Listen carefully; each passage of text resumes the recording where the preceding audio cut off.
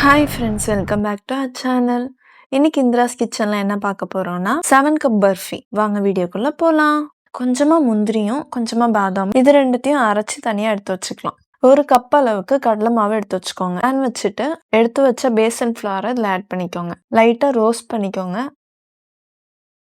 ஒரு cup desiccated coconut add பண்ணிக்கோங்க. இதை நல்லா மிக்ஸ் பண்ண அப்புறமா 2 கப் அளவுக்கு சுகர் ஆட் பண்ணிக்கோங்க. இந்த வீடியோ உங்களுக்கு பிடிச்சிருந்தா மறக்காம லைக், ஷேர் அண்ட் சப்ஸ்கிரைப் பண்ணுங்க.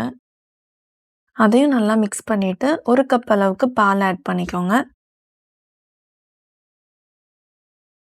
பவுடர் பண்ண நட்ஸ் ஆட் பண்ணிட்டு மிக்ஸ் பண்ணிக்கோங்க. 1/2 கப் அளவுக்கு கீ ஆட் பண்ணிக்கோங்க.